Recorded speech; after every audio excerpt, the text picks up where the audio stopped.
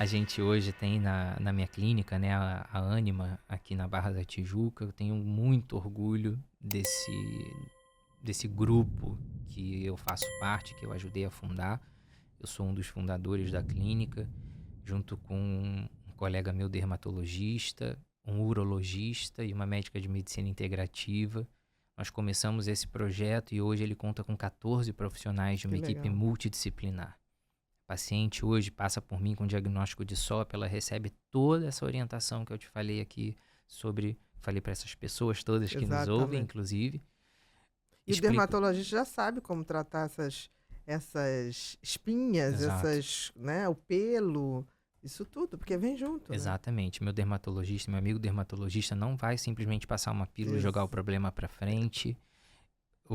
A minha nutricionista vai programar uma dieta low carb para essa paciente com SOP, que Uhum. ela precisa disso, na maioria das vezes.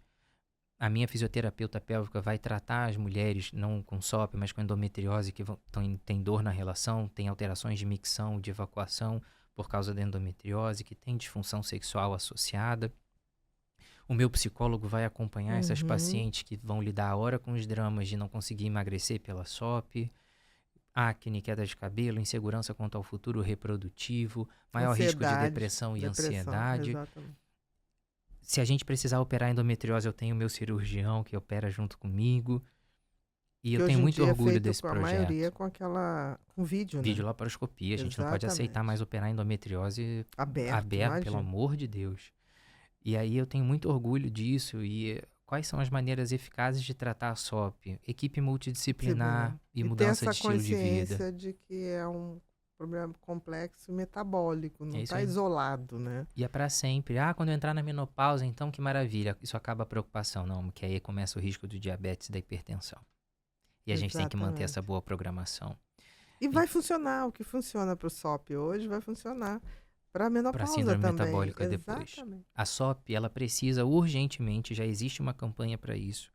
Já existe uma bandeira sendo levantada pelos estudiosos da SOP para que ela mude de nome. Ela foi descoberta como uma síndrome virilizante, né, masculinizante, com alterações de ciclo e ovário policístico a ultrassom. Aí pegaram o Isso. ovário policístico e botaram no Isolou. nome. Exatamente. E as pessoas entendem que é só um problema da No reprodução. ovário. Do ovário.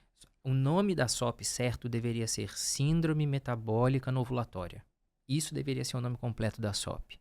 E ela nem sempre é anovulatória, mas isso é muito mais importante e o metabólica vem antes, porque é muito mais importante do que a questão só ovulação. E aí, quando a gente der esse nome, não só no nome oficial, mas na maneira de olhar para a doença, a gente vai começar a tratar melhor, vai começar a Que estimular os as próprios pessoas. pacientes vão entender, né? Exato. Que é o metabolismo, aquilo que você falou. Próxima, Bru. Meu desejo sexual diminuiu muito depois que comecei a tomar anticoncepcional. Isso é normal? Você já falou, mas vamos lá. Vamos lá, a gente tem que bater algumas teclas aí, em algumas teclas. A primeira coisa que a gente tem que saber, quando você estiver passando por esse problema, jamais aceite um diagnóstico de que isso não existe. Isso está descrito nos estudos, é um dos principais efeitos colaterais e existem inúmeras razões para isso. E existem estudos mostrando, o título do estudo é esse, uma desconexão entre médico e paciente.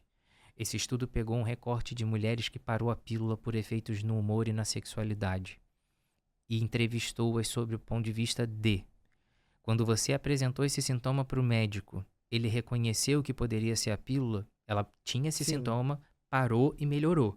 Isso é um fato para elas já. Elas sabem disso. 80% dessas mulheres que pararam por esses efeitos disseram que o médico não as aconselhou sobre e não aceitou que isso era da pílula.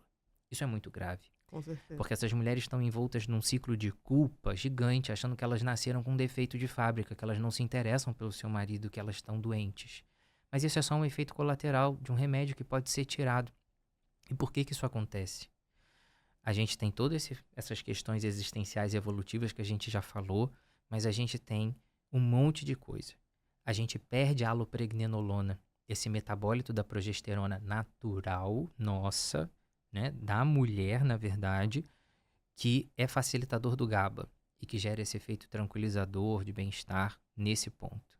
Se a gente perde isso, a gente tem maior chance de alterar o humor, e o humor é saúde mental geral, onde a sexualidade também está inserida.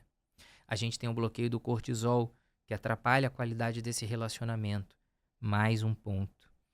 A gente tem um estudo de 1 milhão de mulheres na Dinamarca. Esse estudo é super 1 famoso. milhão é uma amostra Isso é invejável. inquestionável. Ah, mas o estudo é observacional. Ok, pode ter vieses. Vários fatores confundidores foram controlados para tentar entender melhor o risco de depressão com a pílula. Eles pegaram essas 1 milhão de mulheres, porque lá na Dinamarca eles têm uma grande vantagem que todas as mulheres são fichadas para o seguro-saúde. Então, e esses dados são cruzados, então você no computador, você não precisa falar nada com essa mulher, basta que ela te autorize, você usa o dado dela num sistema maravilhoso, invejável para o resto do mundo, e eles pegaram esses dados e cruzaram. Uso do anticoncepcional no passado, com desenvolvimento de depressão, necessidade de uso de antidepressivo e suicídio. E Essa correlação. Os resultados são estarrecedores. As meninas, as pessoas mais vulneráveis são as mulheres mais jovens, que usam as vias não orais de contracepção e especialmente Você diz as injetáveis? Injetável, anel, implante. O DIU é uma maravilha, né? Ele é um hormônio fraquinho. São os que deram maior risco nesse estudo. Isso não é verdade. Não é porque é um hormônio de absorção só no endométrio. Não é só no endométrio. Esse hormônio vai circular e isso foi mostrado. As mulheres mais jovens que começam a usar até os 19 anos, a gente consegue entender perfeitamente por isso. É puberdade, está concluindo a modulação cerebral com seus hormônios sexuais ali.